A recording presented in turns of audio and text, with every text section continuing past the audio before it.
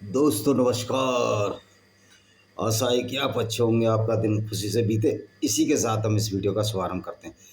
दोस्तों, पाकिस्तान के कल 6 सैनिक मार दिए। फिर मैं देख रहा था कि एक मुसलमान है, रेडिकलाइज मुसलमान, जो कि प्योर इस्लाम को मानता है, और जो प्योर इस्लाम को मानता है वो आतंकवादी होता है। वो कह रहा था अल्हम्दुलिल्लाह हम मुसलमान मरने से नहीं डरते।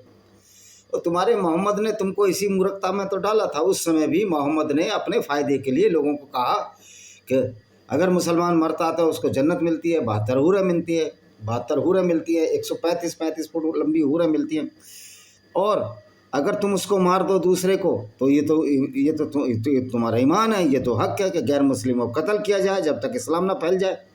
उनकी औरतों को भी लूट लिया जाए, क्योंकि उससे काम वासना पूरी होती थी।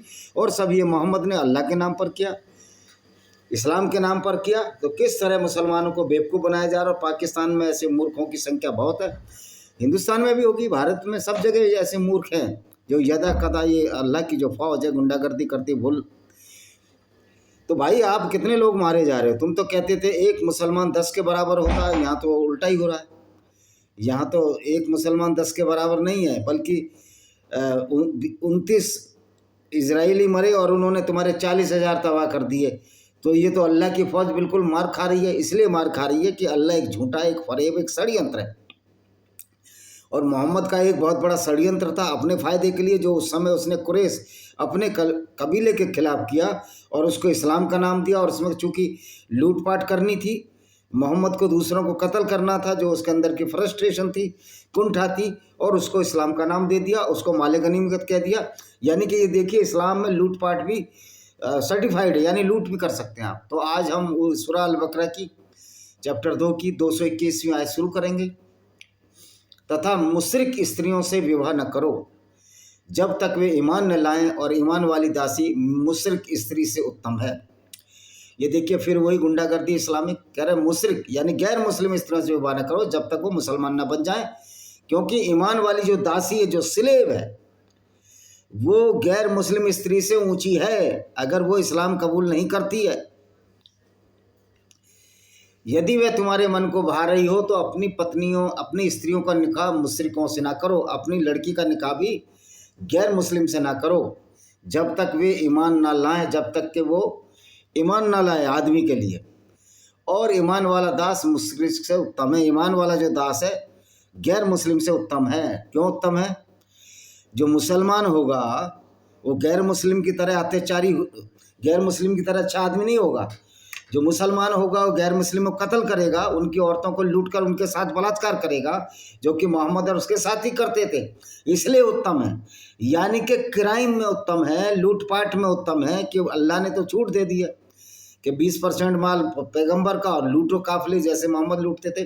तो इसलिए उत्तम है। वो बहुत बड़ा कातिल है, बहुत बड़ा खूनी है, बहुत बड़ा मूर्ख भी है, अज्ञान भी है, कि अज्ञानता की बातों में विश्वास रखता है।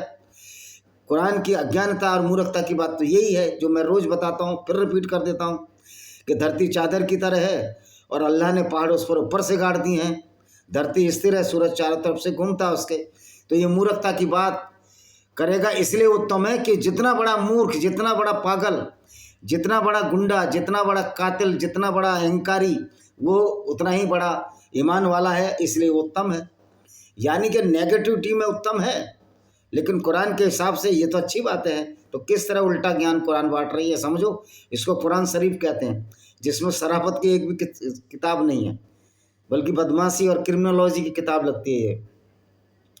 वे तुम्हें अग्नि की ओर बुलाते हैं तथा अल्लाह स्वर्ग और क्षमा की ओर बुला रहा है। अल्लाह सभी मानव के लिए अपनी आयतें उजागर कर रहा है ताकि वे शिक्षा ग्रहण करें। अल्लाह जो सबके लिए आयतें भेज रहा है ताकि शिक्षा ग्रहण करें। तो हमने तो ये शिक्षा ली अल्लाह की आयतों से कि अल्लाह बड़ा क्रूर और अत्याचारी है, बहसी और दरिंदी बनाता है। एक अच्छे भले इंसान को वो बहसी और दरिंदा बना देता है जब वो मुसलमान बन जाता है। जिस तरह मोहम्मद जब 40 साल के हुए, इस्लाम को कबूल किया, और उसके बाद वो बहसी और दरिंदे बन गए, खून उनकी आंखों में सवार हो गया। जिस तरह की अबू बकर अल बगदादी भी इस्लाम में कुरान की आयतें पढ़कर यजीदी औरतों के साथ बलात्कार करता रहा, उनको बेचता रहा। जिस तरह ये तालिबान भी एक इस्लामिक गुंडे हैं, ये आज भारत से अच्छा व्यवहार कर रहे हैं, लेकिन जब ये कुरान पढ़ते हैं, कोई भी एक्स मुस्लिम कोई भी मुस्लिम जब वो कुरान पढ़ता और कुरान पर चलने की कोशिश करता, निश्चित तौर पर उसके खिलाफ भारतीय दंड संहिता में इतनी धाराएं लग जाएंगी कि उसकी जमानत नहीं होगी, क्योंकि इस्लाम एक क्रिमिनोलॉजी है, एक क्राइम को बढ़ाने वाली चीज़। 222 नंबर, तथा वे अपने मासिक धर्म के विषय में प्रश्न करते हैं तो कह दें वह मलिनता है, उसके समीप ना जाओ। जो मेनेस्टर साइकिल होती है वो मलिनता है, जब तक पवित्र ना हो जाए, फिर वे भली भांति स्वच्छ हो जाए तो उनको पर उसी प्रकार जाओ जैसे अल्लाह ने तुम्हें आदेश दिया है। निश्चय अल्लाह तौबा करने वाले और पवित्र रहने वालों से प्रेम करता है। कोई मुसलमान पवित्र हो ही नहीं सकता। गैर मुस्लिमों को कत्ल करने वाला कभी पवित्र हो सकता है? उससे तो बड़ा अपवित्र, नीच और नाचीज व्यक्ति हो ही नहीं सकता जो उस किताब को मानता हो जो दूसरों को कत्ल करने की बात कहते रहे। अब देखिए 223वें आयत क्या कहते, तुम्हारी पत्नियां तुम्हारे लिए खेती हैं, तुम्हें अनुमति है जैसे चाहो अपनी खेतियों में जाओ, परंतु भविष्य के लिए भी सत्कर्म करो, अल्लाह से डरते रहो, विश्वास रखो, तुम्हें उससे मिलना है, ईमान वालों को शुभ सूचना की सुरक्षा दो। तो ये लिखा तुम्हारी स्त्रियां तुम्हारे लिए खेती हैं, जैसे अनुमति है जैसे चाहो और खेतियों में जाओ। तो ये भाई अब औरत को ये खेती बता रहा है। अब ये देखिए कैसा इस्लाम है। तथा अल्लाह के नाम पर अपनी शर्तों को उपकार सदाचार लोगों में मिलाप करने के लिए रोक न बनाओ, अल्लाह सब कुछ जानता है। अर्थात सदाचार पुण्य न करने की शपथ लेना अनुचित है।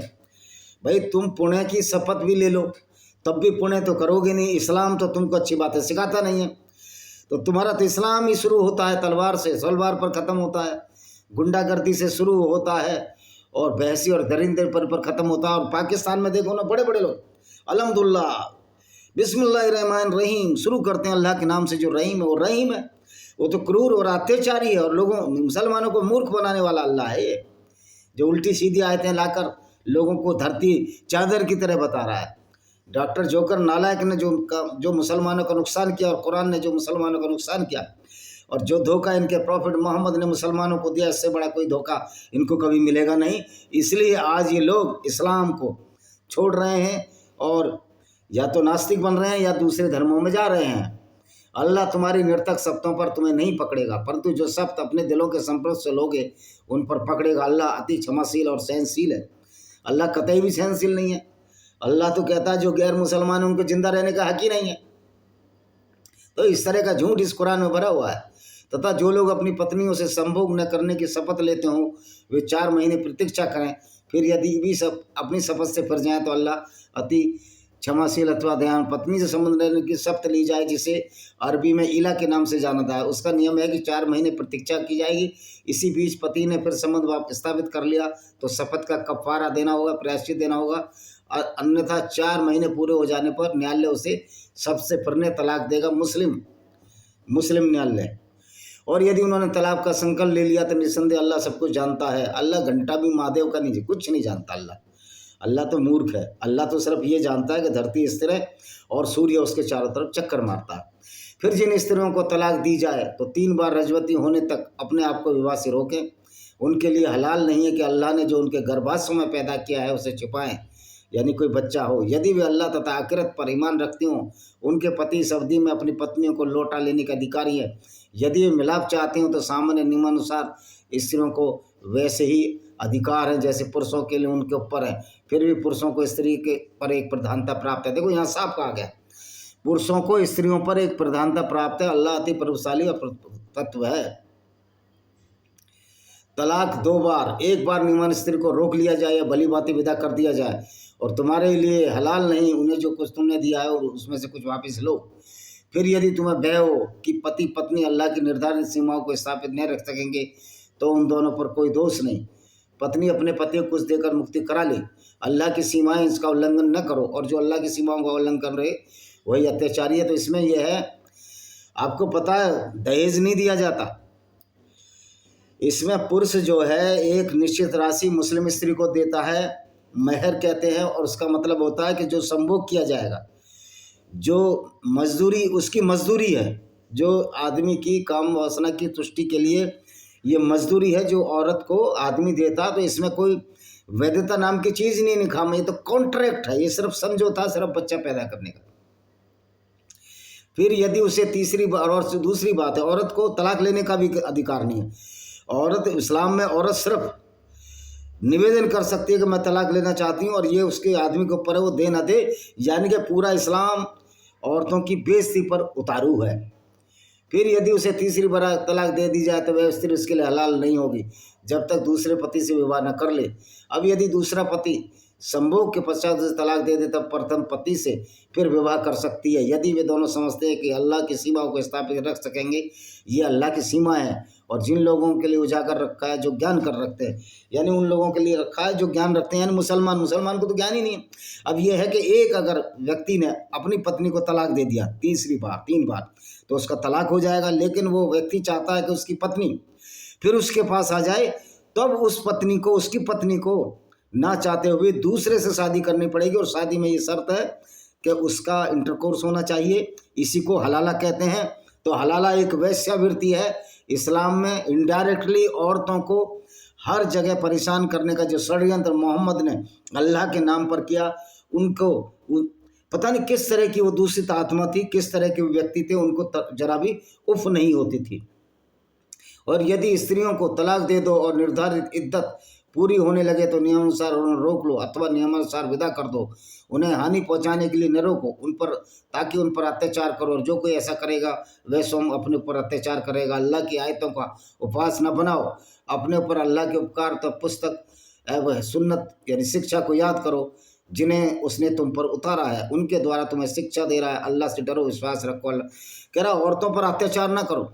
औरतों पर तो अत्याचार जब ही हो गया जब आपने उनका ये अधिकार ही छीन लिया कि वो तलाक नहीं ले सकती, वो सिर्फ खुला ले सकती हैं, यानी कि वो निवेदन कर सकती हैं अपने पति से कि हम आपसे के साथ नहीं रहना चाहते, और उसमें पति की मर्जी है वो रखे ना रखे। और दूसरा, अगर पति ने तलाक दे दिया और पहली पत्नी के पास फिर जाना चाहता तो वो स्त्री जाएगी बेचारी, दूसरे से शादी करेगी, अपनी इज्जत लुटवाएगी। ये कैसा दीन है जो अपनी ही औरतों को बाजार में छोड़ देता, जाओ इनकी इज्जत लूटो, उसके बाद हम आपको ले लेंगे। उस पर ये तर्क देते हैं इसलिए है कि सोच समझ तक तलाक दिया जाए। अगर सोच समझ तक कर भी तलाक दिया जाता है और फिर वह आदमी वापस आना चाहता, तो हिंदुओं में तो ऐसा नहीं है। अगर तलाक हो गया, बाद आपस में रहना चाहते हैं तो फिर आ सकते हैं। लेकिन तुम्हारे यहाँ क्योंकि स्त्री की कोई इज्जत नहीं है, स्त्री की इज्जत का सौदा हलाल के नाम से किया जाता है। मिस्यार जो कि कॉन्ट्रैक्ट मैरिज है, मिस्यार है, और एक मुता के नाम से किया जाता है, उसको सियाओं में अभी भी चलाया जाता है। तो तुम तो अपनी स्त्रियों की इज्जत का जब नीलाम करते हो तो दूसरों की स्त्रियों की इज्जत को क्या तुम समझोगे। 232, जब तुम अपनी पत्नी को 3 तलाक दे दो और निश्चित अवधि पूरी कर लो तो स्त्रियों को उन्हें अपने पतियों से विवाह करने से न रोको, जबकि सामान्य नियमानुसार वो आपस में विवाह करने में सहमत हो। तो तुम्हें उनसे निर्देश दिया जा रहा है कि अल्लाह और अंतिम दिन पर विश्वास रखो, यही तुम्हारे लिए अधिक स्वच्छ और पवित्र है। अल्लाह जानता है, तुम नहीं जानते। देखिए, अल्लाह कुछ भी नहीं जानता, अल्लाह तो है ही नहीं, अल्लाह तो काल्पनिक झूठ है। और माताएं अपने बच्चों को 2 वर्ष तक दूध पिलाएं, और पिता को निम्नानुसार उन्हें खाना कपड़ा देना है। किसी पर उसकी शकत से अधिक भार नहीं डाला जाएगा, न माता को उसके बच्चे के कारण हानि पहुंचाई जाए, न पिता को उसके बच्चे के कारण। तो भाई माता को, अब ये बताइए, ये सिर्फ मुसलमानों के फायदे के लिए। लेकिन जब मोहम्मद से ये पूछा गया कि जब हम अंधेरे में जाते हैं, लड़ाई करते हैं, तो उसमें बच्चे मारे जाते हैं गैर मुस्लिमों के, औरतें भी मारी जाती हैं, निर्दोष मारे जाते हैं, छोटे बच्चे मारे जाते हैं, तो मोहम्मद ने कहा कोई बात नहीं, उनको कत्ल कर दो, क्योंकि वो तो काफिर हैं, गैर मुस्लिम हैं। वो तो उन्हीं में से हैं जिनको हम मारने चलें तो 1 2 4 मर जाएं, कोलेटरल डैमेज हो जाए, सामूहिक विध्वंस हो जाए, तो कोई दिक्कत नहीं, मार दो। लेकिन यहाँ इस तरह की बातें करता था। तो इसलिए मैं कहता हूँ इस्लाम एक डबल स्टैंडर्ड आइडियोलॉजी है, सब मुसलमानों के लिए है। इस्लाम एक गिरोहबंदी है जो दूसरे गैर मुस्लिमों को परेशान करने के लिए मोहम्मद ने बनाई थी। उस समय यहूदियों के खिलाफ, बाद में हिंदुओं के खिलाफ चली गई, यजीदियों, क्योंकि इस तरह की विचारधारा जो क्रिमिनोलॉजी हो तो सबका ही नुकसान करती है, और आपस में भी कर रही है। अभी इनका 73 फिरके हो रहे हैं। इस प्रकार उस पिता के वारिस पर खाना कपड़ा देने का भार है। फिर यदि दोनों की आपसी सहमति और परामर्श दूध छुड़ाना चाहें तो दोनों में कोई दोष नहीं। यदि तुम्हारा विचार किसी अन्य स्त्री से दूध पिलाने का हो तो इस पर कोई दोष नहीं, जबकि जो कुछ नियमानुसार उसे दे चुका दो। अल्लाह से डरते रहो, अल्लाह से डरो। अल्लाह से क्यों डरो भाई? अल्लाह से डरने का फायदा है कि अल्लाह तो तुमको लुटेरा बना रहा है, कातिल बना रहा है, बलात्कारी बना रहा है। और तुम में से जो मर जाएं, अपने पीछे पत्नियां छोड़ जाएं, तो वे स्वयं को 4 महीने 10 दिन रोकें। फिर जब उनकी अवधि पूरी हो जाए तो निम्नानुसार अपने विषय में जो भी करें तुम पर कोई दोष नहीं। अल्लाह तुम्हारे कर्मों यानी फिर दोबारा शादी कर सकते हैं। इस अवधि में यदि तुम स्त्रियों को विवाह का संकेत दो अथवा अपने मन में छुपाए रखो तो तुम पर कोई दोष नहीं। अल्लाह जानता है उसका विचार तुम्हारे मन में आएगा, परंतु उन्हें गुप्त रूप से विवाह का वचन न दो। परंतु ये निम्नानुसार कोई बात कहो, विवाह के बंधन का निश्चय उस समय तक न करो जब तक निर्धारित अवधि पूरी न हो जाता। जान लो जो तुम्हारे मन में उसे अल्लाह जानता है। तो अल्लाह से डरते रहो और जान लो अल्लाह क्षमाशील और दयावान है। और यही अल्लाह कहता है कि गैर मुस्लिम औरतों को दासी बनाओ, मलका हलीमत बनाओ, उनको बाजारों में बेचने के लिए भी अल्लाह कहता है खरीद फरोख्त करो, सेक्स स्लेवरी। अब ये पैगंबर तो खरीद फरोख्त करता था, तो ये प्रॉफिट नहीं था, PROFIT नहीं था, ये PROFIT था। हर जगह प्रॉफिट देखता था और लोगों को बेवकूफ़ बनाता था। मुसलमानों को ये दुनिया तो कुछ नहीं है, इसके बाद की दुनिया है, मरने के बाद की दुनिया है। तो सारे मर जाओ जल्दी से जल्दी, तो कम से कम तुम्हें जन्नत तो नसीब हो जाएगी। और कितनी हूरें हैं यार, करोड़ों अरबों हूरें हैं, कितने मुसलमान मर चुके, पूरा किसी को मिली नहीं, अभी कयामत भी आई नहीं। यानी झूठ पर झूठ पेला जा रहा है और तुम पर कोई दोष नहीं। यदि तुम स्त्रियों को संभोग करने और विवाह उपहार निर्धारित करने से पहले तलाक दे दो और उन्हें निम्नानुसार कुछ दे दो, धन पर अपनी शक्ति के अनुसार और निर्धन पर अपनी शक्ति के अनुसार देना परोपकारी पर आवश्यक है। और यदि तुम उन्हें संभोग करने से पहले तलाक दो तो इस स्थिति में तुमने उनके लिए विवाह उपहार निर्धारित किया है, जो निर्धारित मेहर का आधा देना अनिवार्य है। और ये बात है वे क्षमा कर दें अथवा वे क्षमा कर दें जिसके हाथ में विवाह का बंधन है। क्षमा कर देना संयम का एक समीप है। आपस में उपकार को नहीं बोलो जो तुम कर रहे हो। अल्लाह सबको मतलब आधा देना है अगर तलाक से भी नहीं हुआ। लेकिन गैर मुस्लिम स्त्रियों से आपको अगर वो मुसलमान ना बनना चाहें उनके साथ बलात्कार की पूरी खुली छूट देता है इस्लाम। यानी कि गैर मुस्लिमों की स्त्रियों के साथ ये किस तरह की बर्ताव करता है और अपनी स्त्रियों के साथ भी जैसे मैंने बताया हलाला हुआ जाता है। नमाजों का विशेष रूप से माध्यमिक नमाज असर का ख्याल रखो। अब इनकी 5 नमाज होती है, सुबह होती है फजर की, फिर होती है जुहर की, फिर होती है असर की, फिर होती है मगरिब की, फिर होती है ईशा जो रात को की जाती है। अल्लाह के लिए विनय पूर्वक खड़े रहो। तो अल्लाह के लिए विनय पूर्वक इसलिए खड़े रहो कि अल्लाह की वजह से ही तो तुम फिर दूसरों को लूट पाओगे। अल्लाह की आइडियोलॉजी की वजह से ही तो गैर मुस्लिम औरतों को लूटोगे, जैसे मोहम्मद लूटता था। और जिब्रील नाम का जो शैतान था वो इनको आयतें भेजता था मोहम्मद के लिए, लूटने की आयतें, औरतों को लूटने की आयतें, उनको बलात्कार करने की आयतें, उनको बाजारों में बेचने की आयतें। ये सब तो जिब्रील शैतान भेजता था जिसको ये फरिश्ता कहते हैं। भाई जिब्रील फरिश्ते से अच्छा तो इब्लिस शैतान है। शैतान ने तो किसी गैर मुस्लिम को कत्ल नहीं किया, लेकिन जिब्रील ऐसी ऐसी आयतें लेकर आया जिससे गैर मुस्लिमों का कत्लेआम खुलेआम होने लगा। और यदि तुम्हें भय हो, पैदल या सवार नमाज पढ़ो, सब निश्चित हो जाओ। तो अल्लाह ने जैसे तुम्हें सिखाया है, पहले तुम नहीं जानते थे वैसे अल्लाह को याद करो। कह रहा यदि तुम भय हो, यानी जब ये लूटने पाटने जाते थे इनको भी मरने का डर रहता था। कह रहा जैसे मर्जी नमाज पढ़ लो, छोटी नमाज पढ़ लो, कोई बात नहीं। और जो तुम में से मर जाएं, पत्नियां छोड़ जाएं, वे अपनी पत्नियों के लिए 1 वर्ष तक उन्हें खर्च देने तथा निकालने की वसीयत कर जाएं। तो यदि वे स्वयं निकल जाएं, सामान्य अनुसार अपने विषय में कुछ भी करें तो तुम पर कोई दोष नहीं। अल्लाह प्रभावशाली तत्व है। जिन स्त्रियों को तलाक दी गई है उन्हें भी उचित रूप से सामग्री मिलनी चाहिए, वे आज्ञाकारियों पर आवश्यक है। इस प्रकार अल्लाह तुम्हारे लिए अपनी आयतों को उजागर करता है ताकि तुम समझो। अब ये देखिए, क्या आपने उनकी दशा पर विचार नहीं किया जो अपने घरों से मौत के भय से निकल गए, जबकि उनकी संख्या हजारों में थी। तो अल्लाह ने उनसे कहा मर जाओ, फिर उन्हें जीवित कर दिया जाएगा। वास्तव में अल्लाह लोगों के लिए बड़ा उपकारी है, परंतु अधिकांश लोग कृतज्ञता नहीं करते। तो इसमें यह है कि एक गिरोह, बनी इजराइल का एक गिरोह था जो लोग मौत से डरते थे और मोहम्मद के साथ जाते नहीं थे, क्योंकि मोहम्मद लूटता था काफिले। उन्होंने कहा हम नहीं जाएंगे, तो इनका उनके ऊपर भी लानत है। यानी कि जो लूटे नया मुसलमान, जो गैर मुस्लिमों को कत्ल ना करे, वो सच्चा मुसलमान ही नहीं है। तो तुम अल्लाह के लिए युद्ध करो और जान लो अल्लाह सब कुछ जानता है। अल्लाह के लिए युद्ध करो। क्यों युद्ध करना है अल्लाह के लिए? उस झूठे अल्लाह के लिए, उस अज्ञानी अल्लाह के लिए जो मुसलमानों को मूर्ख बना रहा है। भाई कोई जन्नत वन्नत नहीं है, कोई हूर वूर नहीं है। ये हूर के चक्कर में तो मोहम्मद ने अपना उल्लू सीधा कर लिया। एक बात जरूर है, तुम्हारा पैगंबर अनपढ़ होते हुए भी कितने लोगों को मूर्ख बना गया और आज कितने मुसलमान मूर्ख बन रहे हैं। ये उसकी काबिलियत है कि आज भी मोहम्मद की विचारधारा ने इस्लाम में साबित कर दिया। आज भी मूर्खों की बहुत बड़ी संख्या है जो इस बात पर विश्वास करती है कि धरती चपटी है, पहाड़ ऊपर से गाड़ दिए और आकाश खंभों से टिका है। ऐसे मूर्खों की संख्या 180 करोड़ है पूरी दुनिया में। कौन है जो अल्लाह को अच्छा उधार देता है ताकि अल्लाह उसके लिए कई गुना कर दे? अल्लाह ही थोड़ा और अधिक करता है, उसी को और सब फेरे जाओगे। अल्लाह को अच्छा उद्धार, अल्लाह को उद्धार किस लिए चाहिए था? मोहम्मद को उद्धार चाहिए था। घोड़े चाहिए थे, हथियार चाहिए थे, आदमी चाहिए थे, राशन चाहिए था।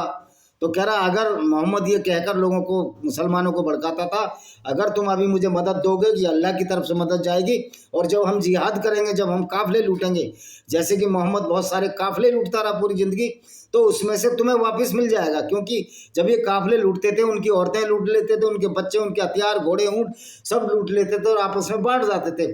तो कायदे से अगर लिटरली कहो तो ये मोहम्मद और उसके साथियों का एक पेशेवर लुटेरों का गिरोह था, और अल्लाह के नाम से उसको अपने आप को पैगंबर साबित कर दिया। कह रहा हम क्या करें, ये तो अल्लाह करा रहा है। तो भाई अगर पाकिस्तान के 6 सैनिक मारे तो हम भी क्या करें, ये तो अल्लाह ही करा रहा है। अगर 93,000 पाकिस्तानी अल्लाह वालों की अगर पैंट पतलून गीली होगी तो ये भी अल्लाह करा है, उसको नहीं मानेंगे। अगर इजराइल ने 40,000 फिलिस्तीनी मार दिए तो ये भी तो अल्लाह ही करा रहा है, अल्लाह की आदेश है कि मारो मुसलमानों को। तो उसमें बेचारे इजराइल वाले क्या करें, उनको तो वही करना पड़ेगा जो अल्लाह को करना। भारतीय आर्मी ने भी 6 मारे, तो ये सब अल्लाह ही करा रहा है। तो फिर शोर क्यों मचाते हो?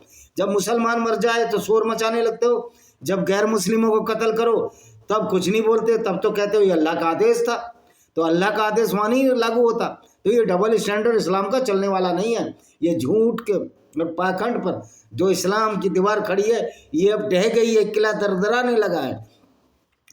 कोई भी आध्यात्म की किताब, अच्छी किताब क्या ये कहेगी कि तुम जाओ, पैगंबर को कहेगा वो फरिश्ता है जो कहता है पैगंबर को, जाओ बनु कुरैजा कबीले को लूटो, उनकी औरतों को लूट लाओ, और ये लूट लाया।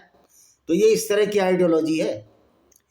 246वीं आयत, क्या आपने बनी इजराइल के प्रमुखों के विषय में विचार नहीं किया, यानी ईसाइयों के, जो मूसा के बाद सामने आया, जब उसने अपने नबी से कहा हमारे लिए एक राजा बना दो, हम अल्लाह की राह में युद्ध करेंगे। नबी ने कहा ऐसा तो नहीं होगा कि तुम्हें युद्ध का आदेश दे दिया जाए तो अवज्ञा कर जाओ। कह रहा ऐसा तो नहीं होगा।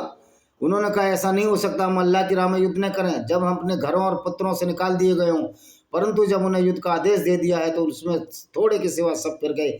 अल्लाह अत्याचारियों को भली बात जाता है। ये मोहम्मद जो अपनी व्यथा रो रहा है, अपने दुख आ रहे हैं इसको, अपनी जो इसको मक्का से निकाला गया इनकी भूल जरूर हरकतों की वजह से। कह रहा कुछ ही लोग मेरे साथ रहे, बाद में वही मुसलमान हुए और फिर लूटपाट मचा के अमीर हो गए। तथा उनके नबी ने कहा अल्लाह ने तालूत को तुम्हारा राजा बना दिया। तालूत एक राजा था, ये मोजेस के बारे में कहने लगे तालूत हमारा राजा कैसे हो सकता है, हम उससे अधिक राज्य का अधिकार रखते हैं, वह तो बड़ा धनी भी नहीं है। नबी ने कहा अल्लाह ने उसे तुम पर निर्वाचित किया है, उसे अधिक ज्ञान तथा शारीरिक बल प्रदान किया है। अल्लाह जिसे चाहे अपना राज्य प्रदान करे, अल्लाह ही विशाल अति ज्ञानी है। अब ये जो आयत है ना, अल्लाह जिसको चाहे राज्य प्रदान करे, इसी पागलपन में तो ये मुसलमान हिंदुस्तान पर अटैक करते हैं, ईसाई कंट्रियों में जाकर गुंडागर्दी करते हैं, क्योंकि ये कहते हैं सारी धरती अल्लाह की, जबकि मैं कहता हूँ अल्लाह है ही नहीं। अल्लाह की धरती छोड़, अल्लाह ही नहीं है, पहले अल्लाह को प्रूव करो। ये तो मोहम्मद ने जो अरबियों को उस समय जो बद्दू थे उनको मूर्ख बनाया, और इसी मूर्खता में ये लोग जी रहे हैं। और इनका अल्लाह कैसा है जो ऐसी गिरोहबंदी करता है, जो पैगंबर को सीधा लुटेरा बना दिया कि जाओ लूटो, 20% हिस्सा तुम्हें मिलो। ये कुरान की आयत है।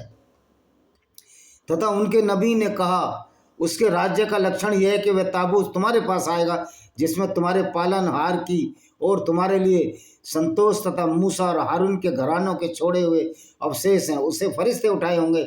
निश्चय ही तुम ईमान वाले, तुम्हारे लिए बड़ी निशानी है। तो अल्लाह की ओर से एक ताबूत आएगा, तालूत निर्वाचित किया। तो इस तरह की ये पागलपन की बातें जो हैं इस तरह से ये बताई जाती हैं। फिर तालूत सेना लेकर चला, तो उसने कहा तालूत जो राजा, अल्लाह एक नहर तुम्हारी परीक्षा लेने वाली है, तो उसमें से पिएगा वह मेरा साथ नहीं देगा, यानी पानी नहीं पिएगा, और उसे चखेगा नहीं वह मेरा साथ देगा, परंतु जो अपने हाथ से चुल्लू भर पानी पी ले तो कोई दोष नहीं, तो थोड़ों के सिवा सब ने उसमें पी लिया। फिर जब तालूत राजा ने जो उसके साथ ईमान लाए उसे नहर को पार किया और कहा आज हमें शत्रु जालूत और उसकी सेना से युद्ध करने की शक्ति नहीं, परंतु जो समझ रहे थे उन्हें अल्लाह से मिलना है, उन्होंने कहा बहुत छोटे से दल अल्लाह की अनुमति से भारी दलों पर विजय प्राप्त कर चुके हैं अल्लाह से। अब ये तालूत जालूत ये सब फेरी टेल स्टोरी हैं जो ग्रीक से रोमन में, इसमें क्या बताऊं मैं इसको। और जब ये जालूत और उसकी सेना के सम्मुख हुए तो प्रार्थना की हमारे पालनहार हमें धैर्य प्रदान कर, हमारे चरणों को रण क्षेत्र में स्थित कर दे और काफिरों पर हमारी सहायता प्रदान कर। अल्लाह तो उन्होंने अल्लाह की अनुमति से उन्हें पराजित कर दिया और दाऊद ने जालूत को वध कर दिया। तो अल्लाह ने उसे दाऊद को राज्य और नबूवत प्रदान की, दाऊद जिसको डेविड बोलते हैं, और उसे ज्ञान दिया जो चाहा। यदि अल्लाह कुछ लोगों के द्वारा रक्षा न करता तो धरती की व्यवस्था बिगड़ जाती, परंतु संसारवासियों पर अल्लाह ने उसको तो डेविड जो कि यहूदियों का देवता था उसको दाऊद बना दिया मोहम्मद ने। और इसमें कहा गया कि दाऊद को तो ज्ञान दे दिया मोहम्मद ने, दाऊद को तो ज्ञान दिया अल्लाह ने, लेकिन अल्लाह मोहम्मद को ज्ञान नहीं दे पाया, अल्लाह मुसलमानों को ज्ञान नहीं दे पाया। मुसलमानों को अल्लाह ने गुमराह कर दिया ये कहकर कि धरती तो चपटी है और धरती स्थिर है, सूर्य उसके चारों तरफ चक्कर लगाता है और सूरज कीचड़ में छुप जाता है। तो मुसलमानों को तो सबसे बड़ा धोखा फिर अल्लाह ने दिया। तो ये देखिए इस तरह की फालतू की किताब है जिसमें झूठ फरे भरा हुआ है, और इसको ये कहते हैं कि ये अल्लाह की किताब है, ये पैगंबर उसका है जिसने दुनिया बनाई। और मज़े की बात है दुनिया बनाने वाले को ये पता नहीं दुनिया कैसी है, क्या ऊपर बैठकर वो देखता नहीं है कि दुनिया गोल है। अगर सातवें आसमान में बैठता है वो कहता है धरती तो चादर की तरह मैंने फैला दी, पहाड़ ऊपर से गाड़ दिए, क्योंकि ऊपर मोहम्मद को भी ऊपर ही नजर आते थे। मोहम्मद में इतना बुद्धि नहीं थी, दिमाग ही नहीं था, वो पहाड़ों की तलहटी देखता कहाँ इसकी रूट है। तो आशा है ये वीडियो पसंद आएगा, इस वीडियो को शेयर करें, चैनल को सब्सक्राइब करें, बेल आइकन दबाएं ताकि आने वाले नोटिफिकेशन आपको मिल सके।